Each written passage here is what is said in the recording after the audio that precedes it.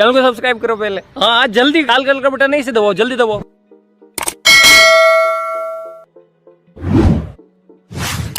राजेश अपनी पत्नी लता, बेटे सुनील और बहू आशा के साथ शास्त्री नगर में रहता था। आशा अपने सास ससुर के साथ बिल्कुल भी अच्छा बर्ताव नहीं करती थी। एक दिन, बहू, मेरी ये छड़ी टूट गई है, चलने में बड़ी परेशानी होती है। तू सुनील से कहकर नई छड़ी बनवा देना। सासू माँ, एक तो इतने खर्चे होते हैं और ऊपर से आपकी ये छड़ी खरीदने निकलेंगे तो 1-1.5 से तो कम की तो आएगी नहीं। और वैसे भी आपको कहीं आना जाना तो होता नहीं। इस टूटी हुई छड़ी से ही काम चला लीजिए, इसकी मरम्मत करवा देते हैं। आशा वहाँ से चली जाती है। तभी उनके पति राजेश जी वहाँ आ जाते हैं। तुम क्यों झूठी उम्मीद बांधती हो अपनी बहू से? लता इतने सालों में इसने कभी भी हमारा सम्मान नहीं किया, आज क्या करेगी? तभी वहाँ उनका पोता रोहित आ जाता है। दादी, ये देखो मैं आपके लिए क्या लाया हूँ। क्या बेटा? आपकी पुरानी छड़ी टूट गई थी ना, तो ये मैं अपनी कमाई से आपके लिए छड़ी लेकर आया हूँ। अब आप ये पुरानी छड़ी छोड़िए और ये वाली छड़ी हाथ में पकड़िए और ठाठ से चलिए।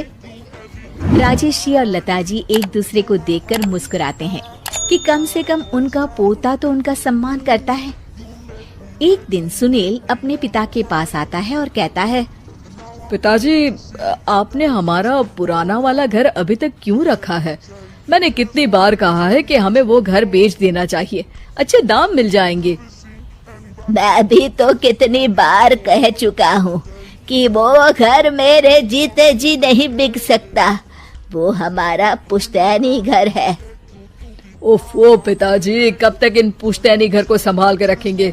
अब छोड़ भी दीजिए मोह माया, आपके पूजा पाठ के दिन है, कहाँ आप एक घर के मोह में लगे हुए हैं। घर का मोह नहीं है बेटा, कुछ चंद यादें हैं, उनका मोह है, पर तुम ये बात नहीं समझोगे। आपसे तो बात करना ही बेकार है। लता जी और राजेश जी अपने बहू बेटे के इस दुर्व्यवहार से बहुत दुखी होते हैं। उनके बहू बेटे उनके साथ दुश्मनों जैसा बर्ताव करते थे। एक दिन जब रोहित घर आया तो देखता है कि उसकी माँ आशा अपनी सास को भला बुरा कह रही होती है।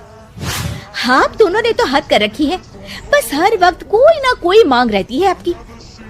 अरे बहू, मैंने तो बस इतना ही कहा कि तेरे ससुर जी को ठंडे पानी से नहाने में तकलीफ होती है, तो इनके लिए गर्म पानी कर दिया कर।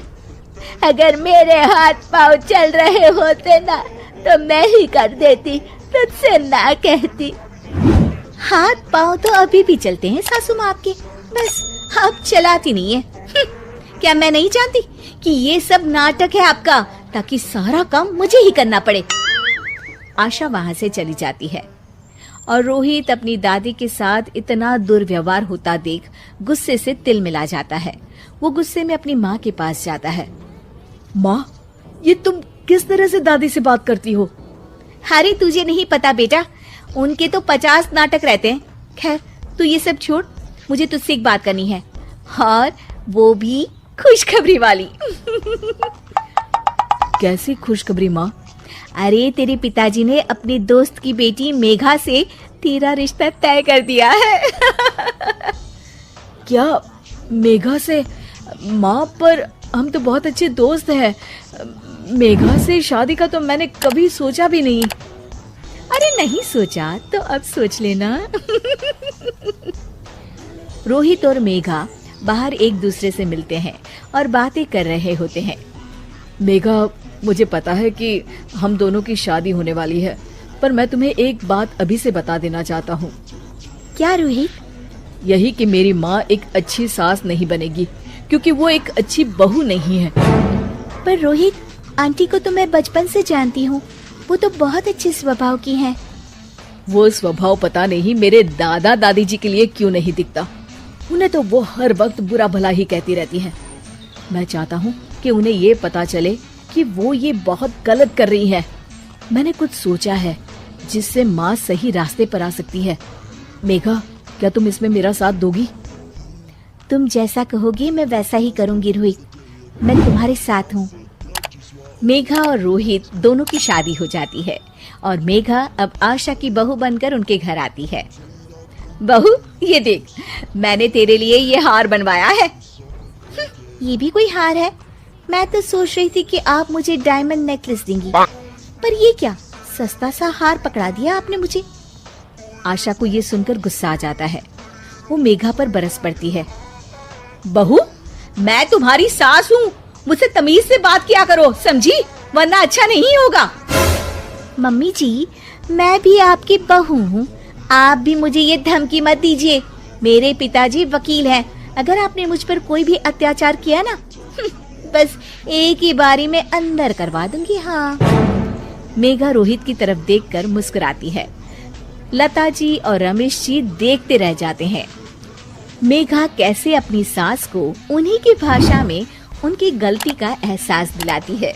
जानने के लिए देखिए जैसे को तैसा पार्ट